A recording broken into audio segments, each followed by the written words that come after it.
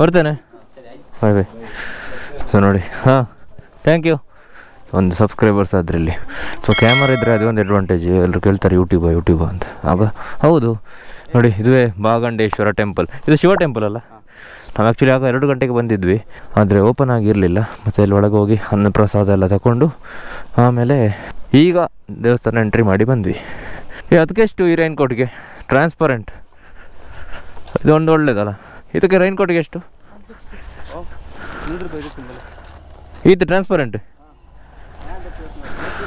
ಈಗ ಲೇಟ್ ಆಯಿತು, ಹಾಗಾಗಿ ಒಂದು ಜಾಗವನ್ನು ತೋರಿಸ್ತೇನೆ. ಮತ್ತೆ ಒಂದು ಜಾಗವನ್ನು ತೋರಿಸ್ತೇನೆ ನಿಮಗೆ. ಅದು ಯಾವುದಂದರೆ ತುಂಬ ಫೇಮಸ್ ಆಗಿರುವಂತಹ ಜಾಗ ಕರ್ನಾಟಕದಲ್ಲಿ, ಇಂಡಿಯಾದಲ್ಲಿ ಕೂಡ. ಯಾಕೆಂದರೆ ಇದು 3 ನದಿಗಳು ಸಂಗಮ ಆಗುವಂತಹ ಜಾಗ.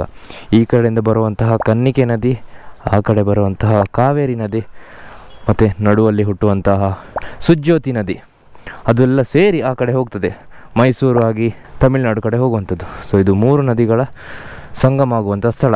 ಸೊ ಇಲ್ಲಿ ಜೋರಾಗಿ ಮಳೆ ಬಂದರೆ ನೀರು ಇಲ್ಲಿ ತನಕ ಬರುತ್ತಂತೆ. ಈ ಪಿಲ್ಲರ್ ಏನಿದೆ ಅಲ್ಲಿ ತನಕ ಬರುತ್ತಂತೆ. ಲಾಸ್ಟ್ ಟೈಮ್ 2019 ಬಂದಿತ್ತಂತೆ. ಸೊ ನೋಡಿ, ಲಾಸ್ಟ್ ಬ್ರಿಡ್ಜ್ ಎಲ್ಲ ಬಿದ್ದೋಗಿದೆ. ಸೊ ಈಗ ಡೆವಲಪ್ ಮಾಡಿದ್ದಾರೆ, ಅದರ ಮೇಲೆ ಫ್ಲೈಓವರ್ ಕೂಡ ಮಾಡಿದ್ದಾರೆ. ಒಂದು ಬ್ಯೂಟಿಫುಲ್ ಪ್ಲೇಸ್ ಅಂತಲೇ ಹೇಳ್ತೇನೆ. ಅಲ್ಲಿ ನದಿಯಲ್ಲಿ ಸ್ವಲ್ಪ ಟೈಮ್ ಸ್ಪೆಂಡ್ ಮಾಡಲಿಕ್ಕೆ ಕೂಡ. ಸೊ ನೋಡಿ, ಅಲ್ಲಿ ಕಾಣ್ತಿರುವಂಥದ್ದು ಬ್ರಹ್ಮಗಿರಿ ಬೆಟ್ಟ. ಬ್ರಹ್ಮಗಿರಿ ಬೆಟ್ಟದ ಮುಂದೆಗಡೆ ಇರುವಂಥದ್ದೇ ಶ್ರೀ ಭಾಗಂಡೇಶ್ವರ ಟೆಂಪಲ್. ಸೊ ಬನ್ನಿ, ಹಾಗಿದ್ದರೆ ಇಲ್ಲಿಂದ ಕಾವೇರಿ ನದಿ ಉದ್ಭವ ಆಗುವಂತಹ ಸ್ಥಳ, ಅದುವೇ ತಲಕಾವೇರಿ ಕಡೆ ಹೋಗಿ ಬರುವ. ಇಲ್ಲಿಂದ ತಲಕಾವೇರಿ ಎಷ್ಟು ದೂರ? 8 ಕಿಲೋಮೀಟ್ರ. ಅಲ್ಲಿ ಕಾವೇರಿ ನದಿ ಉದ್ಭವದ ಅಲ್ಲೇ ಅಲ್ಲ? ಅಲ್ಲಿ ಕೆಳಗಿಂದ ಹೋಗುತ್ತಾ ರೋಡ್? ಹೋಗುತ್ತಾ? ಶ್ರೀ ಭಾಗಂಡೇಶ್ವರ ಟೆಂಪಲ್ ಭಾಗಮಂಡಲ. ಇಲ್ಲಿಂದ ಈಗ ತಲಕಾವೇರಿಗೆ ಹೊರಡುವಂಥ ಸಮಯ. ಇವತ್ತು ಫುಲ್ ಡೇ ನಮಗೆ ರೈಡಲ್ಲಿ ಒಂಚೂರು ಕೂಡ ಮಳೆ ಸಿಗಲಿಲ್ಲ, ಅದುವೇ ಒಂದು ಖುಷಿ. ಬಟ್ ಹೊಸ ಜಾಗಗಳನ್ನು ನೋಡಿದ್ವಿ. ಈ 3 ನದಿಗಳು ಸಂಗಮ ಆಗುವಂತಹ ಸ್ಥಳ ಆಗಿರುವಂತಹ ಭಾಗಮಂಡಲ ಕೂಡ ನೋಡಿದ್ವಿ. ಸೊ ಇನ್ನೂ ಕೂಡ ರೋಡ್ ಕನ್ಸ್ಟ್ರಕ್ಷನ್ ಆಗ್ತಾ ಇರಬೇಕು ಇಲ್ಲಿ. ನೋಡಿ, ಇದೆಲ್ಲ ಫ್ರೆಶ್ ಇದೆ ಇನ್ನೂ ಕೂಡ. ಈ ಫುಲ್ ಏನಿದೆ ಅದು.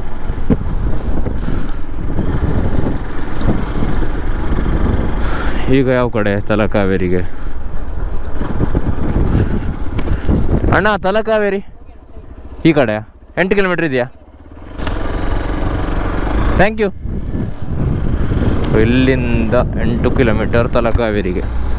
ಹೋಟೆಲ್ ಮಯೂರ, ತಲಕಾವೇರಿ ಹೋಟೆಲ್ ಬೇಡ. ಎಂಟ್ರಿ ಉಂಟಾ?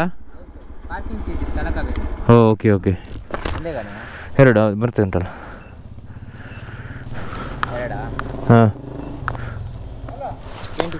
ಸುಮ್ಮನೆ ಹೇಳಬೇಡಿ. ಎಂಟ್ರಿ ಇಜ್ಜಿಗೆ ಮೂಲು ಆನೆ ಬೈ ನನಗೆ ಉಂಟು ಕೊರಲೆ 20 ರೂಪಾಯಿ ಇರುವ. ಗೂಗಲ್ ಪ್ಲೇ ಉಂಟಾ? Phone play? ದಿಪ್ಲೆ ಹಾಂ, ನಾನು ಹೋಗ್ತೇನೆ.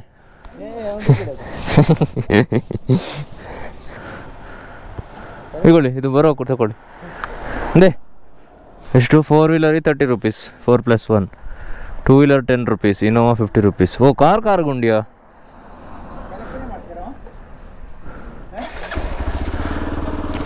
ಸೂಪರ್, ಬರ್ತೇನೆ.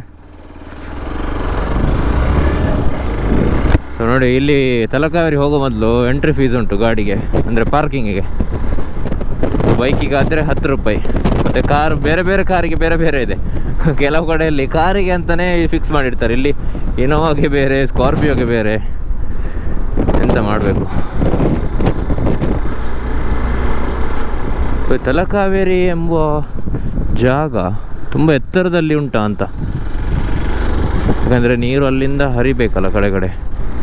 ಸೊ ಈ ಟೂರಲ್ಲಿ ನಾನು ಮತ್ತು ಪ್ರಜ್ವಲ್ ಸ್ಟಾರ್ಟ್ ಮಾಡಿದಾಗ ನಾನು, ಪ್ರಜ್ವಲ್ ಮತ್ತು ಕೀರ್ತನ್ ಇದ್ವಿ. ಈಗ ನಾನು ಮತ್ತು ಪ್ರಜ್ವಲ್ ಇದ್ದೇವೆ.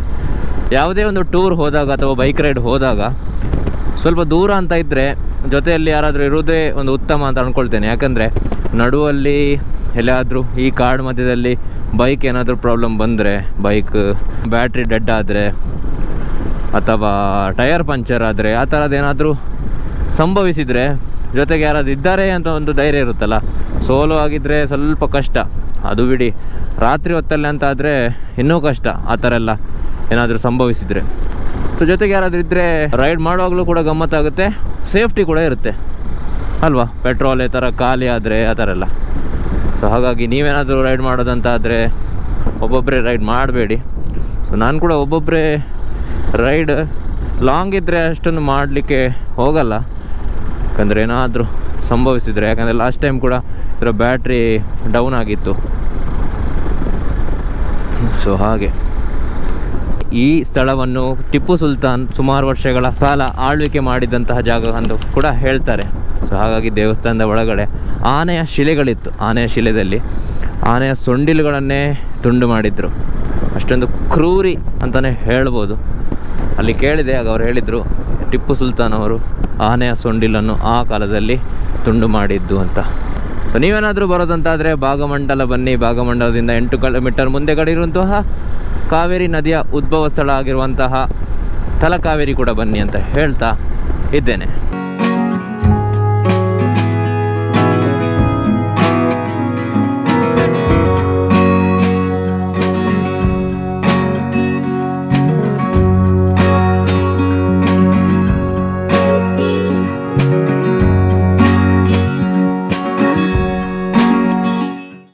ಶ್ರೀ ತಲಕಾವೇರಿ ಟೆಂಪಲ್, ತಲಕಾವೇರಿ. ಸೊ ನೋಡಿ, ತಲಕಾವೇರಿ ಟೆಂಪಲ್ ರೀಚ್ ಆಗಿದೆ. ನಾನು ಆಗಲೇ ಹೇಳಿದ್ದೆ ಇದು ಕಾವೇರಿ ನದಿಯ ಉದ್ಭವ ಸ್ಥಳ ಆಗಿರೋದ್ರಿಂದ ತುಂಬ ಮೇಲೆಗಡೆ ಇರಬೇಕು ಅಂತ. ಹಾಗೆಯೇ ಸುಮಾರು ಮೇಲೆಗಳಿದೆ. ಬ್ರಹ್ಮಗಿರಿ ಬೆಟ್ಟದ ಮೇಲೆ ಇರೋದ್ರಿಂದ ಇಲ್ಲಿಂದ ಕಾವೇರಿ ನದಿ ಕೆಳಗಡೆ ಹರಿದು ಹೋಗುವಂಥದ್ದು. ಲಾಸ್ಟ್ ಟೈಮು ಗುಡ್ಡೆ ಜರಿತ ಆಗಿದ್ದ ಸ್ಥಳ ಕೂಡ ಅದೇ ನೋಡಿ. ಸೊ 2019 ಮಡಿಕೇರಿಯಲ್ಲಿ ನ್ಯೂಸ್ ನೋಡಿರ್ತೀರ, ಭಟ್ಟರ ಮನೆ ಕೂಡ ಕೊಚ್ಚಿ ಹೋಗಿತ್ತು ಅಂತ. ಸೊ ಅದುವೇ ಜಾಗ ಇದು. ವಾ ಮ್ಯಾನ್.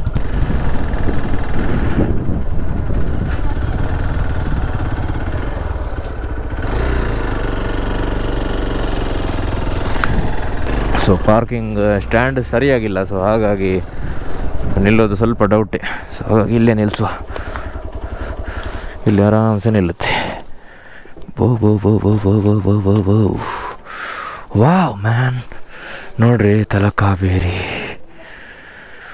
ವಾವ್,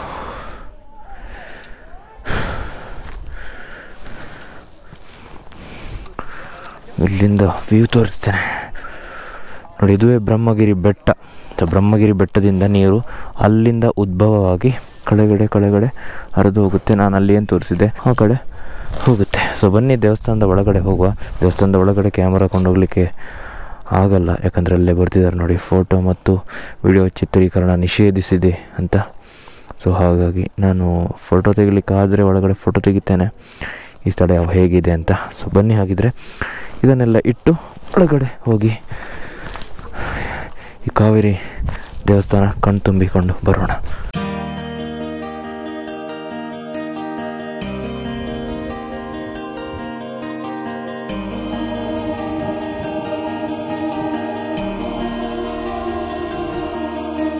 ಇದುವೇ ತಲಕಾವೇರಿ ದೇವಸ್ಥಾನ. ಅಲ್ಲಿ ನಾವು ಒಳಗಡೆ ಹೋಗಿ ಕಾವೇರಿ ನದಿಯ ಉದ್ಭವ ಸ್ಥಳ ಅದು ಕೂಡ ನೋಡಿ ಬಂದೆ. ಒಳಗಡೆ ಕ್ಯಾಮರಾ ಅಲೌಡ್ ಇಲ್ಲ ಅಂತ ಹಾಕಿದ್ದಾರೆ. ಸೊ ಹಾಗಾಗಿ ಅದರ ಹಿಂದೆಗಡೆ ಇರುವಂಥದ್ದು ಬ್ರಹ್ಮಗಿರಿ ಬೆಟ್ಟ. ಇಲ್ಲಿ ಮೊದಲಿಗೆ ಟ್ರೆಕ್ಕಿಂಗ್ ಬಿಡ್ತಾ ಇದ್ರಂತೆ, ಮತ್ತು ಯಾವಾಗ ಅಲ್ಲಿ 1-2 ಅಪಘಾತಗಳು ನಡೀತು, ಮೇಲಿಂದ 2 ಬಿದ್ದರಂತೆ. ಅದಾದಮೇಲೆ ಬಂದ್ ಮಾಡಿದ್ದಾರೆ.